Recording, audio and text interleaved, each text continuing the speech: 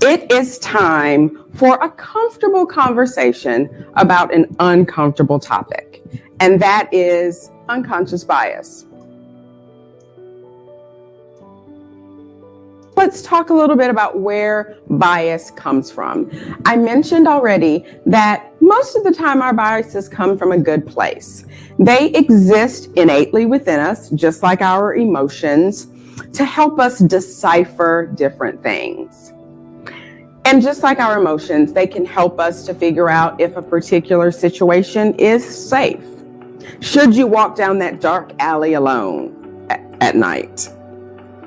We're making biases about whether or not that is a safe situation, and see some strange person lurking nearby, and we're more careful, we're more mindful, and we may not even feel very safe. Those are biases kicking in to tell us to get away from the stranger, get to a safe place, go around some comfortable and familiar people. But when you think about it, not all strangers are dangerous, right? There are neighbors that you probably don't know. They're not necessarily dangerous. When a 7-year-old girl dressed in a Girl Scout uniform shows up at your door to sell you cookies, you probably don't perceive her as dangerous. So, she's the exception to the rule, we will convince ourselves. But in general, we might say the strangers are still dangerous. And that's a good bias to have because it keeps us safe. So we'll talk about when that bias is unfairly labeled on someone. So let's say it's not the 7-year-old girl in the Girl Scout uniform showing up at your door.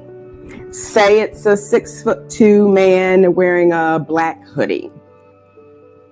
Does that feel more dangerous?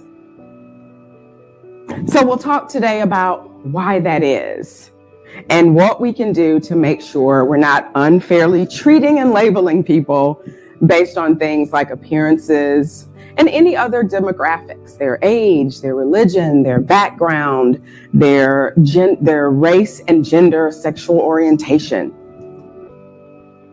So let's say, for example, you had an Indian man as a neighbor, and that Indian man was not very friendly or kind to you as you were growing up with that neighbor. So then, as an adult, you might have an Indian coworker for the first time. And your anticipation might be that that Indian man will be like that unfriendly and unkind neighbor that you had. So you could automatically be standoffish, keep your distance, and not choose to interact or develop a relationship with that Indian coworker because of that experience that you'd had with that neighbor. You might even be surprised when you find out that your coworker is nothing like that neighbor. So intuitively, we know that not all Indian people are alike. But then our innate biases kick in, and we put people into kind of a bucket together with all other similar people, and we expect similar things.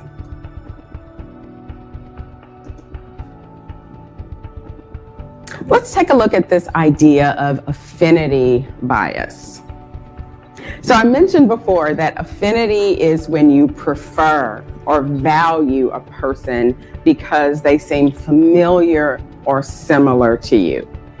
Maybe they remind you of a beloved neighbor. Maybe they remind you of your grandmother or yourself. Maybe they went to the same college that you went to. Maybe they grew up in the same hometown. And those kinds of familiarities can cause a preference toward that person.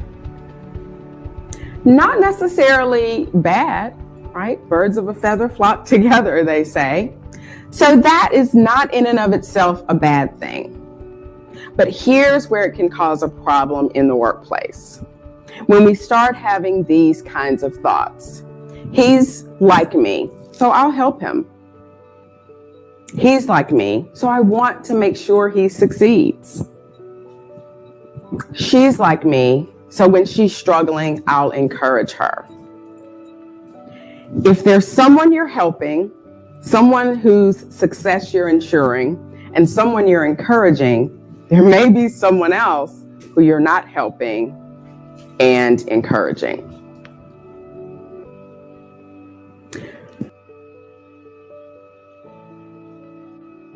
So let's think about this example. Say there's someone in the workplace that is struggling to learn a new system or technology. If you have an affinity bias toward that person, you may jump to the rescue. You may be eager to help them, offer tips and techniques, sit with them and offer them tutorials, maybe answer questions for them, no matter how many they have or how redundant they seem. That bias drives you to want to ensure their success in learning that particular system. Now, there may be another person in the workplace who is struggling to learn that same system. If you don't have an affinity bias toward that person, you may not go the extra mile to help them and make sure they learn. Now, that's unfair for that person who missed out on the benefits of that affinity bias. It's also unfair for the organization because now you have someone who is less prepared to be effective, and that can hurt quality, productivity, accuracy in their work. So I mentioned that it starts with your own mindset. So we could say that it starts with self. And in this situation, self is actually an acronym. S stands for say what you see. Don't just say, I'm offended by that, or I didn't like that, but talk about the business context for different situations. When you say that, that really limits our creativity. When you label people in that way, it might discourage them or make them less likely to get involved or to share. And then you want to encourage others to tell their story, and you should share yours as well. And that includes saying things like this. When I've experienced that mindset before, I found it to be really unfair and disheartening. It can also affect our reputation as an organization. We don't want to be known for limited creativity. We don't want to be known for unfair stereotypes. We don't want to be known as an organization that doesn't promote women.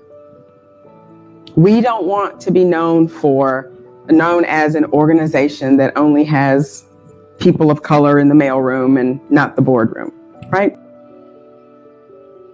So select one of those people and circle that name. Then I'd also like you to write down for yourself how you plan to connect with that person. Maybe it'll be at the next neighborhood homeowners association meeting, or the next family barbecue. Maybe it'll be at the next soccer game or the next, choir rehearsal, whatever it is. How you plan to connect with that person. And then what you'd like to know about them. Remember the L, learn from others, learn about others, in the self model. What do you want to know about them? Do you want to know where they're from? Do you want to know their hobbies or talents? Do you want to know more ways that they might be different than you? Or maybe you want to dig and find the ways that they're similar to you. So write down how you plan to connect with that one individual and a couple of things you'd like to know about them.